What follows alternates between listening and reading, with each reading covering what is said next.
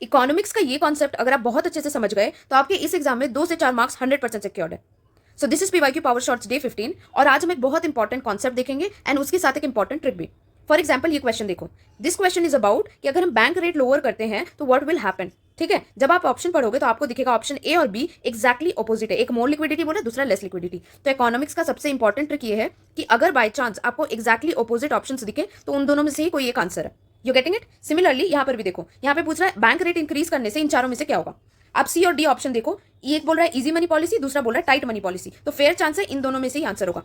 ठीक है, तो अब ट्रिक से आप 50-50 तो आराम से सॉल्व कर लोगे, पर फाइनल तक जाने के लिए आपको कॉन्सेप्ट की अंडरस्टैंडिंग की नीड है। ठीक है, तो आज हम वो समझेंगे।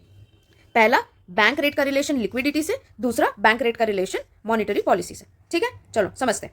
ऐसा समझो, ये आरबीआई है। ठीक है, बैंक रेट अगर आप नाम से ही समझोगे, बैंक रेट मतलब ये वो रेट है जो आरबीआई बैंक से चार्ज करता है।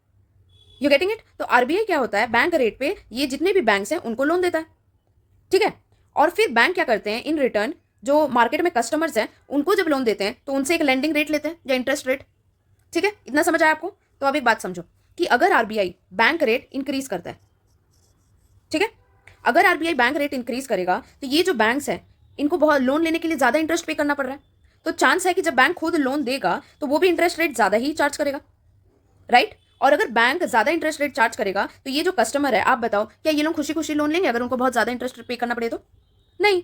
तो अगर ये कस्टमर्स आगे बढ़ के ज्यादा लोन लेंगे नहीं तो ऑब्वियसली मार्केट में मनी पैसा कम है, और जब पैसा कम रहता है मतलब लेस लिक्विडिटी।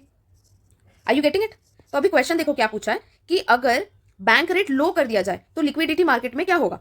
तो देखो, अगर बैंक रेट लो कर दिया जाए, लो, अगर बैंक रेट लो है तो बैंक को सस्ता पड़ा लोन लेना, और अगर बैंक को सस्ता पड़ा लोन लेना तो बैंक क्या करेगा, ज्यादा चांस है कि लोगों को भी सस्ते में लोन देगा, और अगर लोगों को सस्ते में लोन मिल रहा है लोग फटाफट लोन लेंगे और इससे मार्केट में क्या होगा, लिक्विडिटी बढ़ेगा।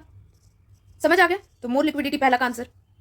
बहुत लॉजिकली समझोगे तो समझ में आएगा। अब जो मनी पॉलिसी का बात हुआ, ठीक है, सो बैंक रेट अगर डिक्रीज होगा तो लिक्विडिटी ज्यादा होगा। अब मनी पॉलिसी दो टाइप का होता है, एक होता है इजी, एक होता है टाइट। इजी मनी पॉलिसी मतलब क्या है कि मनी इजीली अवेलेबल है, मतलब लिक्विडिटी ज्यादा है, और टाइट मनी पॉलिसी मतलब लिक्विडिटी कम है, मनी टाइट है, मनी इजीली अवेलेबल नहीं है। समझ आया? तो अभी पूछा है कि बैंक रेट, ये सेकंड वाला क्वेश्चन देखो, बोल रहा है बैंक रेट इंक्रीज करने से कौन सा पॉलिसी सेंट्रल बैंक फॉलो कर रहा है। तो खुद सोच के बताओ, अगर अभी पढ़ा ना आपने यहाँ पे, तो अगर बैंक रेट इंक्रीज हो रहा है तो लिक्विडिटी लेस है, और अगर लेस लिक्विडिटी है इसका मतलब tight money policy. You getting it? बहुत इंपॉर्टेंट कॉन्सेप्ट है, अगर नहीं समझे तो एक बार और देख लो, सुन लो, but this is really important.